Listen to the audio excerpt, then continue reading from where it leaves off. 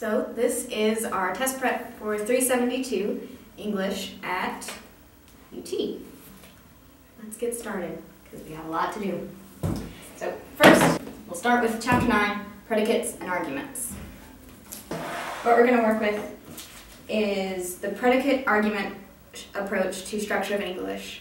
And the predicate argument approach is a mix of syntax and semantics. It's working with what words are doing in a sentence as well as what they mean, what their sense is. So the pages you're going to need to copy from the book for this, because you're going to need this information, or if you can memorize it, good on you, but not all of us can. It's page 185 and page 188. And those have the categories for most of what we've been doing in class. So it'll probably be on the exam. Now we're actually going to work with these categories a little bit and explain what they are. So first up we have agent, which the book describes as the autonomous doer of an action. And so if you have a predicate that is an action verb or expresses something that has to be done, that the verb can't do by itself, or your predicate can't do by itself, then you have an agent completing that action. Next up we have instrument. An instrument is used by an agent to complete the action of the predicate. So if you say, I used a key to open the door, then a key there is your instrument because it is what you are opening the door with. Next up we have patient, and the book describes this as the person or object that is moved to another location or that undergoes a change of state as a result of the event. So if your predicate involves some sort of change, or if it's an agent acting upon an object, then you have a patient argument, and which argument happens to be the patient is relevant only in the context of the sentence. So it depends on what example you have. Next up we have theme, and the book has this patterned with a predicate that is actually an adjective. And it generally applies to something that is objective, that's not having to be experienced by the speaker to be able to be expressed.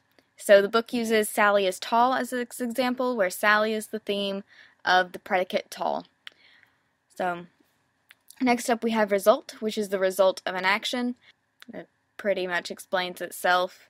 If something is existing because of an action either in the sentence or understood by the sentence, then that argument is a result. Next up we have source, and that is simply where something in the sentence is coming from. So if you say, I got an apple from Mary is your source, because that's where you got the apple from. Next up we have goal, and this is a person or place toward which something goes or is directed. So if you put something on a table, on the table is your goal. Or if you give something to someone, the person receiving the patient, remember that one, is the goal. So next we have experiencer, and this one is paired a lot with, obviously, verbs that encode experience, like hear, see, like. If it's something you feel or something you sense, then likely your subject is going to be an experiencer, or the relevant argument is going to be an experiencer. Next up we have stimulus, which is often paired with the experiencer because it's providing something to be experienced. So I see you there would be the stimulus because it's what is being experienced by sight. Next up is location, which is just simply the place where something is. So if you say, we were in the mountains there would be your location. And so that would be your location argument. Next we have possessor, which is simply what it sounds like. If you own something, or if the person in your sentence is owning something or has something, then it's a possessor. Now we're going to work a little bit more with predicates are and what they do in a sentence. As we learned in class, predicate determines how many arguments are in the sentence and what kind they are. And an argument is usually a noun phrase, and its use and position in the sentence is determined by the predicate, which is different from a predicate of a sentence in that it doesn't necessarily have to be a verb. It usually is, but it doesn't have to be. So you can have three types of predicate. You have one argument, two argument, and three argument predicates. Isn't that simple? 1, 2, 3. So for one argument predicates, you have a sentence like, Sally sleeps.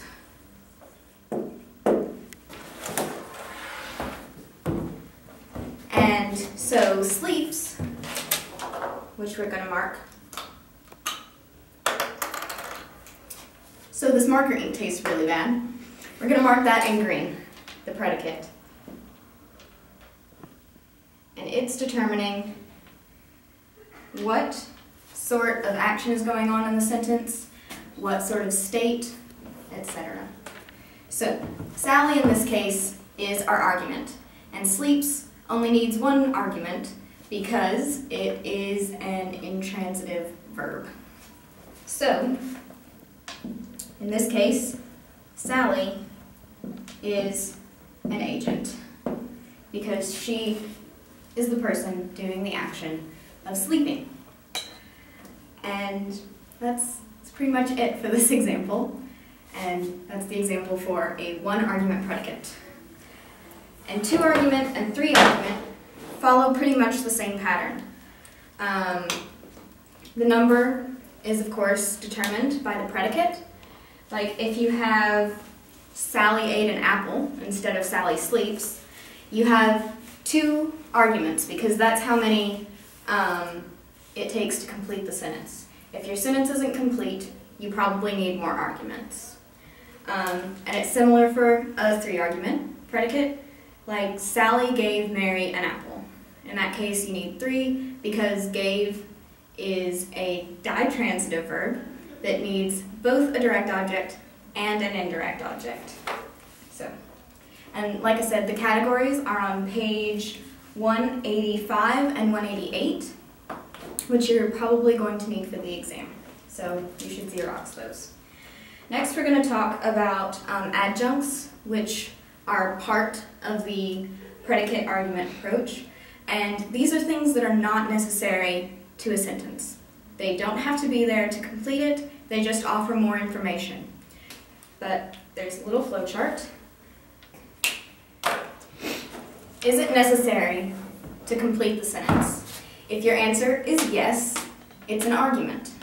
If it's no, it's probably what our book refers to as an adverbial. But that's not what it's called. It's called an adjunct. But for the purposes of this class, you can call it an adverbial.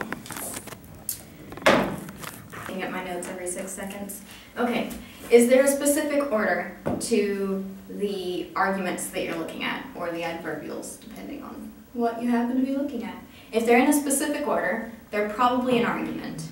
Not necessarily always, because you have sentences like, Sally gave Mary an apple, where obviously Sally needs to come first because she's the subject, and that's how it works in English.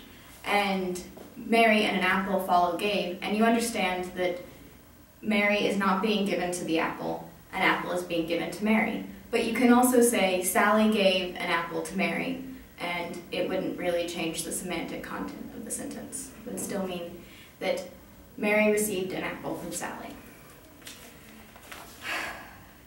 So, if it takes a specific order for the sentence to make sense, it's probably an argument. If the order can be messed around, like Sally likes fluffy gray cats, you can also say Sally likes gray fluffy cats, and gray and fluffy still make sense in the sentence regardless of what order they're in, so they're adjuncts or adverbials. our last question for determining what's an argument and what's an adjunct is how many are there in your sentence? For arguments, like we discussed earlier, they'll be determined by the predicate. You can have 1, you can have 2, you can have 3. As far as our book is concerned, you can't have any more than that. And I'm sure in languages beyond English you can, but I've never seen a sentence that has had more than 3 in English. But for adjuncts and adverbials, you can have as many as you bloody well like. Now we're going to go on to chapter 10 with tense, aspect, voice, and modality. We're going to start with tense, and English technically has 2 tenses which we construct. We do have a future, but we make it with a modal, so we'll talk about that when we get to modality in a few minutes. Basically, with the distinction between past and present, it's pretty easy. You are a native English speaker, so congratulations. You're kind of an expert at this already. Basically, is it happening now? Then it's in the present. Was it happening then? Then it's in the past tense. If you really want a test, just in case, so you can check, you can try adding a time to the sentence. Like, if you had the sentence, she was playing, and you wanted to make sure it was in past tense, you could add a time marker, like right now, to see if it still made sense. Because if you said or wrote, she was playing right now, that really doesn't make sense in English because the tense does not match the time that you're giving in the sentence. And the same can go for present tense. Yesterday, he is running. It doesn't really make sense in English. There are languages in which that is how you construct the simple past, but it's not how we do things in English. And again, the time marker doesn't match the tense. So it's a pretty easy way to just quickly tell, am I in the past or am I in the present? Okay, now we're going to go on to aspect, and this can be a little more difficult. So we're going to start with perfect because it's, for me, one of the easiest to explain. And I'm going to explain how to form it first. You use the auxiliary verb, have, and you conjugate it for whatever you need. If you can say, I have, you have, he, she, it has, I had, if you want it in the past. It really doesn't matter. Or I will have, if you need the future.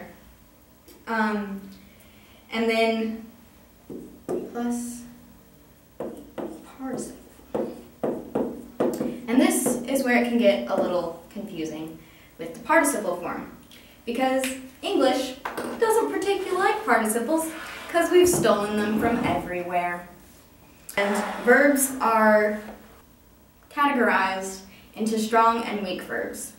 So strong verbs have a change in the vowel to make it past tense, or whatever tense you need, like I sing, I sang, I have sung. So the participle form, like with I have sung, is what you need. And most participles are just ed, like, there we go.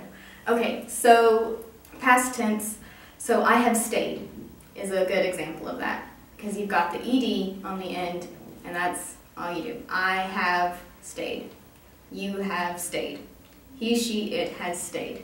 I had stayed, etc. It goes on. There's lots of conjugations for English. Aren't they fun? Yes, they're fun. But anyway, so that's how you make the perfect tense.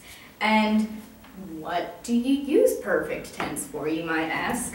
Well, perfect tense makes it seem as though the sentence, the action in the sentence, has begun before the time that is given by the tense of the sentence. So you can say, I had stayed a week at the beach. It's out of context, but you can say it. And it suggests that you started staying at the beach before the time that you're speaking of, or that you're speaking in. So that's what you use perfect for. Next we're going to go on to progressive. And the progressive aspect is happening at the same time as what is given by the tense of the sentence. So he is running, she was playing, those are happening in the moment that the helping verb, which in this case is to be, is occurring. So for present tense, progressive aspect. For progressive aspect, just like we did on that worksheet from last week, or a couple weeks ago, whatever it was now, going to use the ing form of a verb. And that is your progressive marker, that ing. However, you need to change your main verb for it to work. You know how to spell. So this is how you do progressive. You just conjugate your verb to be, and then use it with a main verb that is marked for the progressive with ing. So next we're going to do voice. And this one's really pretty easy because I'm just going to give you a test and the exception to the test for the passive voice. So we're going to call this the by-Daleks test. And you can sub in anything you like there. You can say by puppies or by witches, anything you want. But I like to use Daleks because they're cool. So you can take any passive construction of a sentence, like the president was elected. If you can follow whatever your passive voice is with by Daleks or by puppies or by witches, whatever, then it's a passive voice, like the president was elected by Daleks. The president was elected by puppies. The president was elected by witches. The important part is that the by whatever you have works grammatically in the sentence. If it does, it's passive, except in one case. You can say something like Billy died, and you can say Billy died by Daleks, and that gives the cause of Billy's death. But it's not a passive construction, and it is grammatical. So it passes the test, the by Daleks test, but it's not passive voice. I know it sometimes feels like passive voice, but it isn't. So now we're going to start with modality, and like I said a few minutes ago, with future construction, because English likes to use the modal to construct the future, because that's what we do. So what we're going to start with is a short list of modals. So you have can, could, may, might, must, shall, should, will, and would.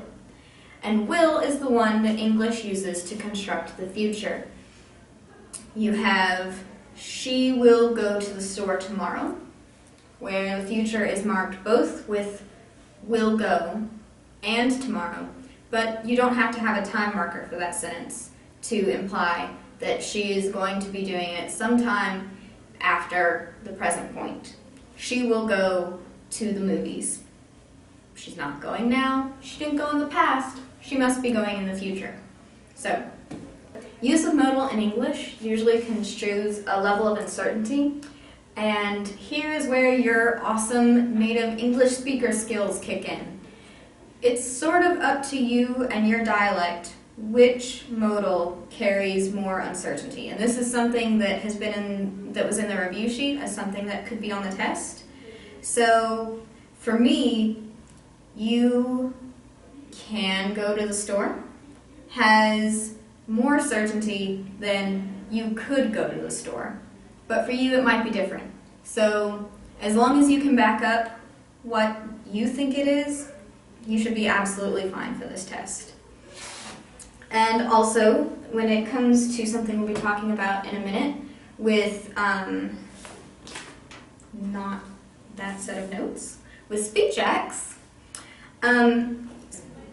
when requesting something, the use of modals generally increases the perceived politeness of the request. And this can sometimes be attested to the fact that it increases the uncertainty, and so you're more asking about the certainty or capability of some of your hearer to be able to do what you're asking them to. And now that we have that lovely segue, let's jump straight into chapter 11 on our speech act section. So this is going to be a little linguistically in-depth.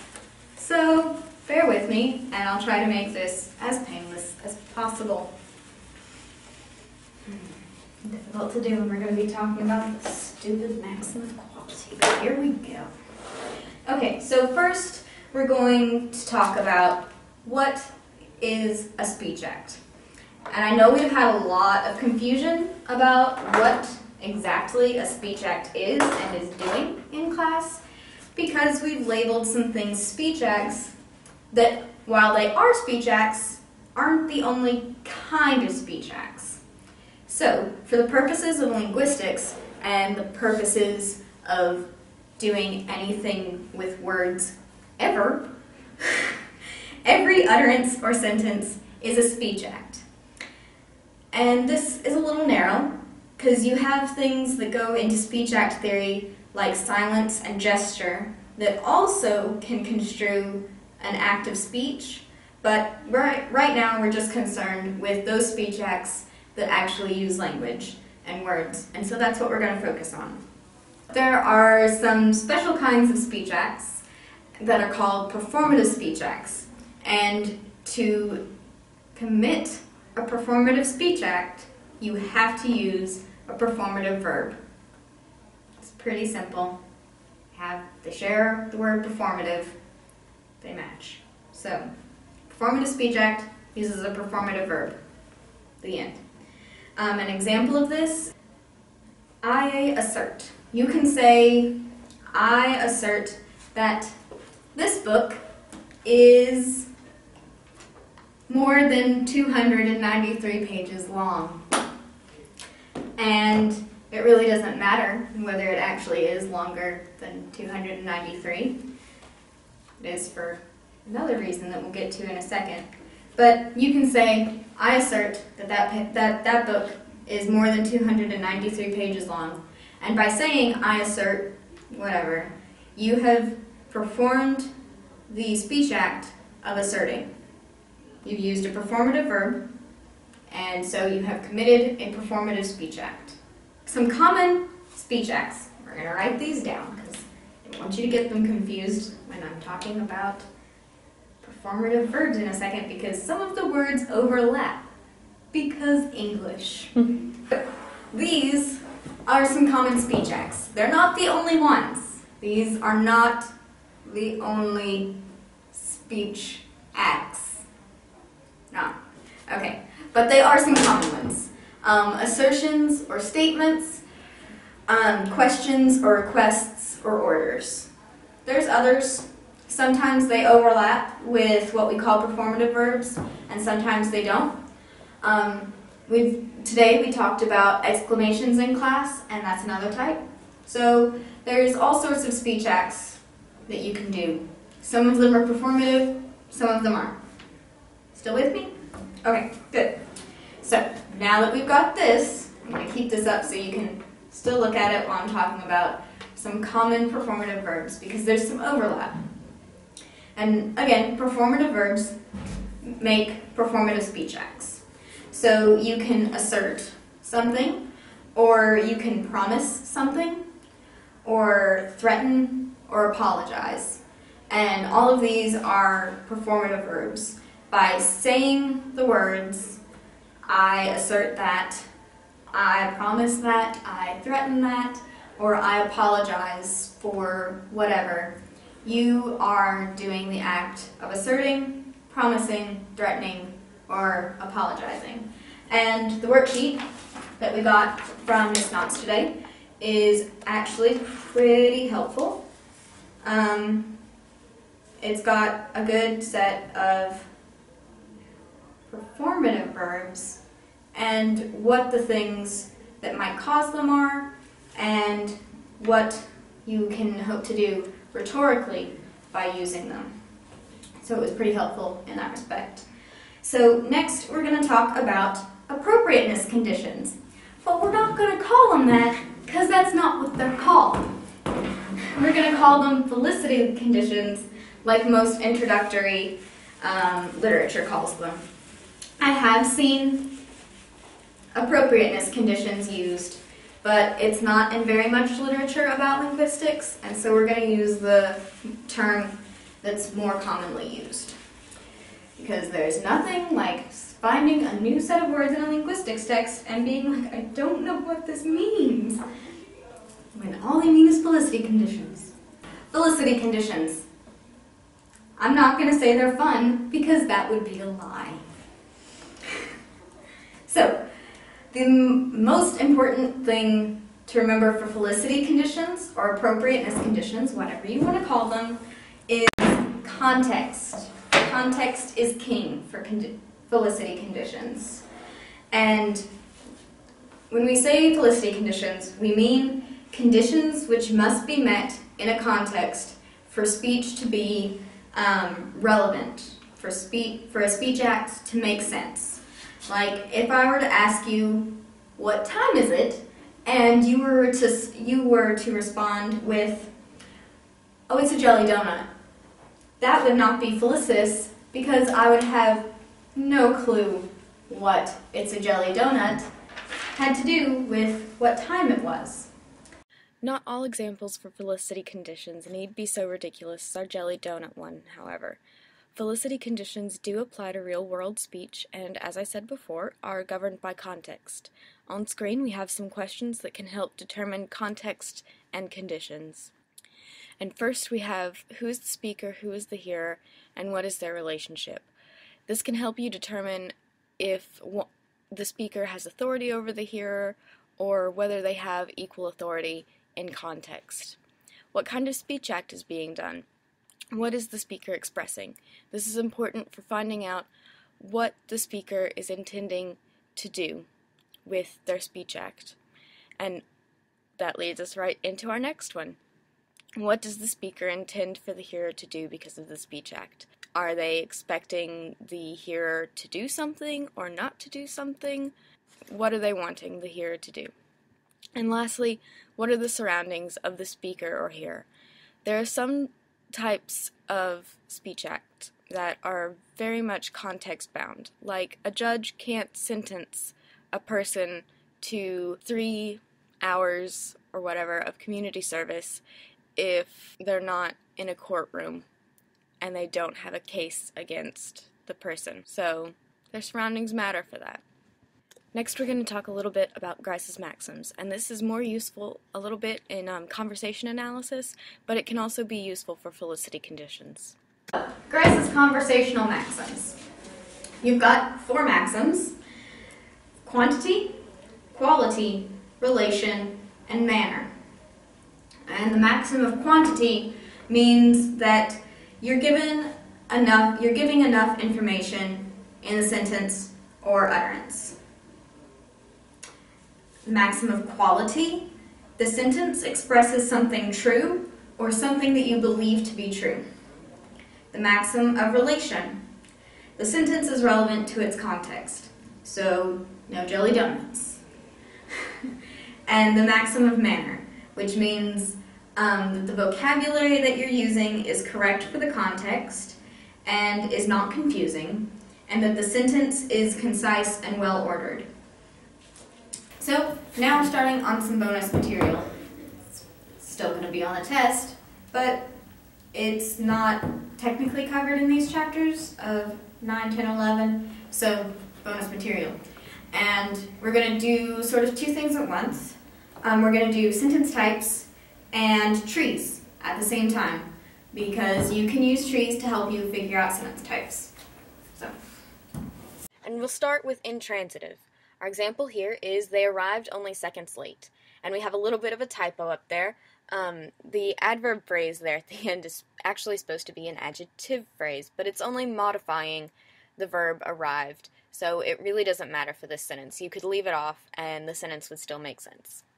So this sentence is intransitive because arrived is not taking a direct object. that's all intransitive means. It means there is no direct object. So if there's not a direct object, your sentence or your verb is intransitive. Next, we have prepositional. With our example, the plant insisted on Earl Grey tea, because a ridiculous example is the best kind of example. And our prepositional phrase here on Earl Grey tea is complementing the verb insisted. And again, there is no direct object here, which is why it's only prepositional and not another type of sentence, because there's nothing else modifying or complementing the verb insisted. It's only the prepositional phrase that's complementing the verb. That is what makes it prepositional. Next we have transitive, with Sally patted the dog. And the dog here is a direct object, which is complementing the verb patted. And that's all that transitive means. It means your sentence or your verb has a direct object. The end. So we'll move right along to transitive prepositional, which mixes transitive type sentence and prepositional type sentence. And our example here is Sally placed the dog on the table, where both the noun phrase, the dog, and on the table are complementing the verb placed. We've got a direct object, we've got a prepositional phrase, they're both complementing the verb placed, and that's what makes it transitive prepositional. Transitive sentence, prepositional sentence, together in one. Now we'll move along to ditransitive with our example, Steve gave Tony the apple. Both Tony and the apple are noun phrases that are complementing gave. Tony is an indirect object, the apple is a direct object, and that's what makes it ditransitive. It has both types of objects. That's what ditransitive is. It has a direct object and an indirect object. So if it doesn't have both a direct object and an indirect object, it is not a ditransitive sentence. But this one does, so it is. And next up, we have linking verbs with Petra is a postmaster, where our complement noun phrase, a postmaster, is complementing the verb is. And a linking verb is creating an equivalence. So Petra is a postmaster. Petra and postmaster are both referring to the same entity in this sentence. That's what a linking verb does, generally. Next, we go on to complex transitive with the wizard made Petra, the postmaster. And here, Petra is a direct object, which is what makes the sentence transitive, and the postmaster is a predicate noun phrase, which is what makes it complex. They're both complementing the verb made, and that's pretty much it for sentence types. Each of these, as you have seen, has a tree structure under it, and that is just to help orient yourself with what the sentence is doing. Later we'll have a little bit more in-depth video on what exactly trees do and how to make them, but for right now this should do. So, welcome to our table of contents end page. We have it sectioned off for all the chapters and our bonus material, and they've all got little links so you can just link back to the part of the video that you need so you can watch it again.